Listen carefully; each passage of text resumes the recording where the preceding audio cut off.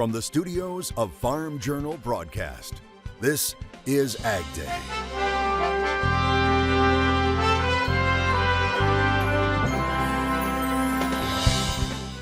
Getting the call. They had woke up that morning with a phone call from Tyson that their contracts were going to expire immediately. Livestock producers react after learning their contracts are being canceled and what they're hoping to do next. The president of the Utah Farm Bureau arrested, what sparked it, and why law enforcement now says he's under investigation. And after a year that brought the Mississippi River to record lows, is the situation improving? An update this morning on AgDay. AgDay, presented by Pioneer. What's next happens when the testing grounds meet the proving grounds. Pioneer. What's next happens here. Good morning, I'm Clinton Griffiths. As we approach harvest season, attention turns to moving grain out. Last year in October, one key waterway for transporting ag products, the Mississippi River, was approaching its lowest level in nearly 30 years, with several barges running aground due to drought. AgDay's Michelle Rook joins us. And Michelle, is this situation better this year? Clinton, transportation officials tell me that agriculture is not in a position of strength with the inland waterway system as we head into harvest. Water levels are once again compromised on many of the major rivers that are used for transporting ag exports. So fall rains are going to be important for improving that outlook. Agricultural transportation officials are concerned about water levels on the Mississippi River and other major rivers in the grain export system heading into harvest. Barge restrictions are already in place in some areas, cutting export capacity by about 5%, and we aren't even to fall when the height of the problems occurred in 2022. When you look at water levels this year compared to last year, which again was really a challenge, we're at comparable water levels when you look at various spots along the Mississippi River, which is not a position you want to be in. We want to be in higher, more advantageous position this year than we were last year. Stanek says they'll be closely monitoring water levels and rainfall during the fall months. That's when water levels hit record lows last year, coinciding with the height of the soybean export season. Obviously, it'll depend on what happens during the month of September and into October with precipitation. Barge transportation, there are some limitations that have been imposed, particularly on the amount that they can load into a barge. So it's a marginal decrease, but obviously we hope for additional precipitation to really at least maintain and hopefully elevate these water levels. Now, NOAA is predicting a more active hurricane season, which could bring more moisture to the Corn Belt, but it also increases the risk of damage to export infrastructure. So it's a double-edged sword. One difference from last year is the transportation system is not facing the added uncertainty of a possible rail strike. I'm Michelle Rook reporting for AgDay. All right, thanks, Michelle. And before harvest comes, our annual Pro Farmer Crop Tour is just days away from the start. It runs next Monday through Thursday, so why not join us? Be sure to check out agweb.com and look for the link to the Pro Farmer Crop Tour information. You can also join us for the live in-person events each evening or watch today's results by viewing Crop Tour Live online each night at 8 p.m. Central Time on all of Farm Journal's social media channels, including over at agweb.com. Dangerous heat for the Pacific Northwest, while portions of the South are in for a bit of a break from those high temperatures. Meteorologist Matt Engelbrecht has an update. Matt. Yeah, the heat more or less shifting rather than building. We got the heat certainly starting to shift back out to the west. Check out parts of Oregon and also into Washington. 90 in Seattle, 100 in Portland. Back here to the east, and this is kind of yin and yang of the atmosphere. A trough digging down to the south this afternoon is going to keep those temperatures actually a little bit below average. 81 in Cincinnati, 84 in St. Louis, 83 in Chicago. Most of the Midwest at or just below average, but the heat is going to be extreme back down to the south and the west. This pattern will start to shift going forward, but some of the morning temperatures, 71 in the panhandle of Texas, Oklahoma, 74 in Dallas, 77 in San Antonio. As for the afternoon highs, once again back up right where they left off, coming up for our tomorrow. Speaking of which, here's a look at what we have going on in Illinois, courtesy of Shay Falk. And you know, when I look at it, is that Clint? That actually looks like Clint, because I've seen pictures of him eating some corn, and That's exactly what he looks like. No, this is a little one. Shay of Illinois says she's a big fan of sweet corn, and we certainly love seeing her enjoy it. Check out that little apron. Wild and free. We'll talk more about the weather in just a bit. A developing story we're following: the arrest of Utah's Farm Bureau Federation president. Multiple media organizations now reporting Ron Gibson was booked into the Weber County Jail in Utah last week on a charge of assault. Sheriff's deputies responding to a farm owned by Gibson after a man reported he was attacked by Gibson. The man claiming he and several co-workers were not being paid. The man says in an affidavit he confronted Gibson about it and that Gibson then backhanded him across the face, injuring him. Now, Gibson was arrested. He has since been released, but the sheriff's office says Gibson is now under investigation amid allegations of fraud and human trafficking. The Utah Farm Bureau Federation releasing a statement saying Gibson is taking a leave of absence from his position as president. Gibson saying, quote, "I deeply regret the incident and apologize for allowing an argument to escalate to an altercation on my farm," end quote. Now, Gibson is a sixth-generation farmer. He owns Green Acres Dairy, which has 1,500 head of dairy cows. Several candidates running for president are making the Iowa State Fair a key stop, and agriculture an important topic. The latest Republican presidential candidate, Nikki Haley taking part in a discussion with fellow Republican Iowa Governor Kim Reynolds. Haley speaking about the impact she says China is having on U.S. agriculture. If you want to know what they want, they're going after every farmer. Iowans are very good at agribusiness and agriculture and technology. They are stealing seeds from Iowa because China is food insecure. So they are trying to figure out how to go take what we have so that they don't need us. Now, Haley went on to say that if she were elected president, she would make protecting U.S. ag from China a priority. The Iowa Republican presidential caucuses will take place on January 15th. And a significant legal ruling out of Montana regarding climate issues. A judge siding with a group of young plaintiffs asserting a constitutional right to a clean environment exists in that state. District Court Judge Kathy Seeley ruling this week the policy Montana used in evaluating requests for fossil fuel permits is unconstitutional because it does not allow agencies to evaluate greenhouse gas emissions. The case centered around Montana's constitution, which explicitly guarantees residents, quote, the right to a clean and healthful environment. Now, the plaintiffs argued this clause was violated by a 2011 state law that prevented officials from weighing climate when reviewing large energy projects. Montana's Attorney General calling the ruling absurd and vowed to appeal it. More rain and improving crop conditions weigh on grain markets. We'll discuss that next.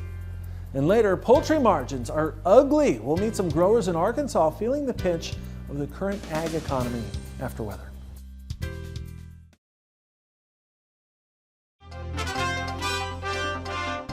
Plant-based meat alternatives are struggling to maintain that early momentum. The assessment coming from CoBank's Knowledge Exchange. It says higher prices when compared to traditional meat products are leading to a decline in repeat buys from consumers. The report says that, along with lingering negative perceptions about taste, value, and versatility, remain obstacles for plant-based meat. Sales surged in 2020 due to customers being curious about the products, along with an increase in incomes for many people. However, less than half of those who initially tried plant-based products continued buying them. That's according to consumer research firm Mintel. Soybeans backed off the gains made on Monday after USDA raised soybean crop conditions 5% in the good to excellent category. Michelle Rook is back with more on that in today's Markets Now. A down day in the markets on Tuesday. Ellison Thompson from the Money Farm joining us, and really a risk-off day on Tuesday. Hit all of the commodities, didn't it, Ellison? Yeah, broad market sell-off across the board. Obviously started with financial markets. Overnight, we did see Fitch actually warned of downgrading the U.S. credit rating again on some banks. So that definitely didn't help the banking sector this morning. And on top of that, we did receive some news overnight from the Chinese economy, which didn't bode well either, especially for demand. Just the opposite of here, they're actually lowering their interest rates to try and spark their economy, like here where we're trying to slow it down. So they're seeing just the opposite. And obviously that spurs some concern about demand. So obviously commodities fall into that, energies and grains, and both saw pretty steep sell-offs today due to that news. And better crop ratings than expected also hitting the grains too, right? Yeah, yep. Yesterday's crop condition report definitely came in better than expected for both corn and soybeans. And that just gives more amp to the bears, thinking that we're going to be seeing some better yields in future USD reports. So it seems they're pricing that in at the moment, but actually going through the report, we are seeing our ratings higher than they were at this time last year. And to see a rating increase like this and actually see some improvement in those ratings in August is not normal. So it definitely gives us some pause on what that means for yield. And technically, December corn did not have a good day, closing below the July low, right? Yeah, we've all been watching that one here for a couple months. And so far it had been holding this week and looked promising that we were carving out somewhat of a bottom. But today we took it out. But even in the session, we were hoping that we could maybe come back and close above that, thinking maybe we just got some stops hit. But closing below that obviously was more to that. So we'll have to see what happens here. Hopefully today's low is the low. But really that 470 level is the next area to watch. If we continue to fall below that, we could definitely see just a spiral downward here. But on the charts, we are getting oversold. Remember, we always seem to put in a bottom when the news is the most bearish. So what else can the market take at this point? We know exports are slow. And we also know we're maybe looking at some better production. So we'll have to see what happens here going forward. But from a technical standpoint, it's just not very supportive, and at least in the near term, of giving us a boost. Thanks for joining us as always. Ellison Thompson with the Money Farm. That's Markets Now. Registration is open for the 2023 Pro Farmer Crop Tour, August 21st through the 24th. Attend one of our nightly meetings or join online as we gain insight on the 2023 growing season. Visit profarmercroptour.com/register to select the stop nearest you.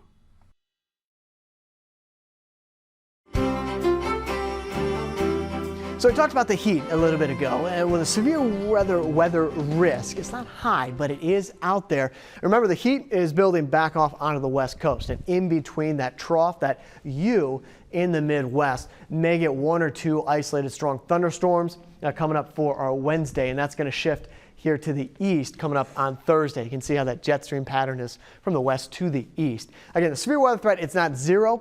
I'm not expecting a big outbreak of tornadoes or anything like that, but we're going to keep our eye on the potential for some strong winds, possibly some hail. But I think right now the damaging winds is going to be the biggest threat with the severe weather risk on Wednesday and Thursday. Here's a look at what we have on the jet stream. One of the ways that you get that high or that heat back off here on the west is a big bubble over a good portion of the United States that eventually shifts back out here towards the west, and that is what we're currently seeing. Precipitation outlook stays mostly dry for 2/3 of the United States. This is August 20th through the 24th. And you see the brown that is again indicating below the normal precipitation during that time, and then the heat, but also the rain impacting parts of the west coast August 20th through about the 24th. What this says to me when you see this kind of map is that you have a deep trough and a deep ridge, so ridge to trough, which is going to continue to keep that heat shifting and the rain chances shifting in the long-term pattern. So kind of another way to look at it for your Wednesday, all quiet and hot back out here to the west. There's our severe weather threat or strong thunderstorm threat coming through portions of the Midwest. Good part of the United States pretty quiet, except where that trough is starting to dig in and the corresponding cold front associated with it. Check out the Carolinas as well, expecting some rain in and across that area. Otherwise pretty quiet even into Thursday morning. See what's going on in Missouri. Sunny, high around 84 degrees. Rhode Island, Newport, sure, 80 degrees is 64 with that low. Now for Washington, Spokane, that's going to be on the other side of Washington. Check out that high on the other side of the mountain, 78 degrees. Poultry margins have growers feeling the pinch. We'll talk to some farmers in Arkansas coming up next. And later, meet a man who's driven the equivalent of 200 times around the world. And he's done it without an accident. His story in the country.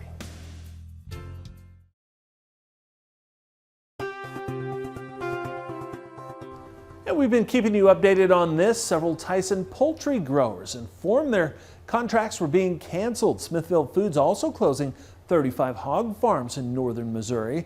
Well, the Arkansas Farm Bureau visited with poultry producers in the northern part of the state impacted by Tyson's decision to show the impact that decision will have on the livestock industry. Monday morning, started getting phone calls from clients, growers of mine at the bank, friends here in Carroll County, that they had woke up that morning with a phone call from Tyson that their contracts were going to expire immediately, and so they were going to be without a contract. So that kind of woke everybody up pretty rough Monday morning. We generally start at 7. It was probably 7:30 or so, 8 o'clock. We had started pulling this cover off to replace these doors. We'd bought new panels to tighten these up, and phone rang, and service tech just explained she had some bad news and told us that Tyson's was closing 4 plants, and the Knoll plant closing was going to push production to this area, and they had excess production here, and everyone with less than 2 years on their contract had received their last flock. The Berryville Green Forest Complex, there's about 39 different producers. Now that affects them from a 2-house shutdown up to a 6-house. That's just this local area. The Knoll complex, I don't know the numbers on that, but when you shut a complex down, that's going to affect very many people. When you get news like this, it affects everybody. It affects your employees, it affects your family. The uncertainty, it really affects people a lot. You don't know how to plan for the future, and that bothers everyone. Poultry industry definitely is going to be changed. I mean, right now when you see, these contracts, we kind of base that on a financial side, on the duration of these contracts, how we pay these farms back as a producer and as a loan officer. When we sit down and cash flow these things, we don't expect that their contracts were going to expire. Grant you, there was some short-term contracts on those. These growers were on their 2nd or 3rd year, the last of their contracts, but looking into the future, that possibility of that happening again will have to definitely be weighted pretty heavily. Raising chickens is just a constant, you're constantly adding, improving, keeping up different pieces of equipment. All of our fans have been replaced in the last 3 years. Just the fans, you're looking at roughly $80,000 in the last 3 years. We're not just affecting these growers out here, but these growers go to, the restaurants and the gas stations around here and the farm supply stores. Well, that money's gone. The Northwest Arkansas growers probably got a little more options because of the other integrators. This Green Forest Berryville, we don't have that luxury.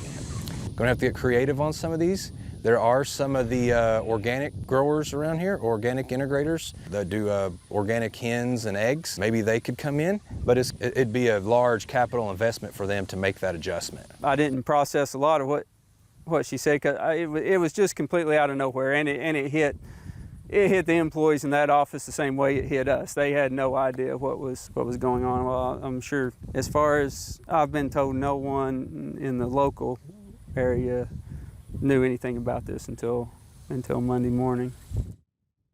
And our thanks to the Arkansas Farm Bureau for sharing that story with us. Well, up next, do you like to drive?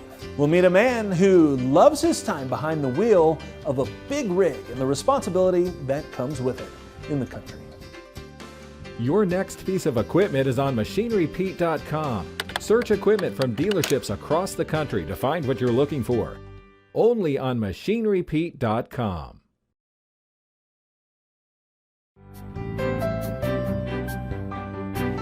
Ag products would never get off the farm without help from truck drivers, and one driver is being honored for his squeaky clean safety record. Tim Dean of Omaha just reached 5 million accident-free miles with his company, Werner Enterprises. That's the equivalent of circling the world more than 200 times. He's one of only 2 Werner truck drivers to reach that milestone in company history, and he's been driving for the company for 35 years. I never would have thought I was going to get 5 million. When you release that brake, The only important thing is driving the truck safely.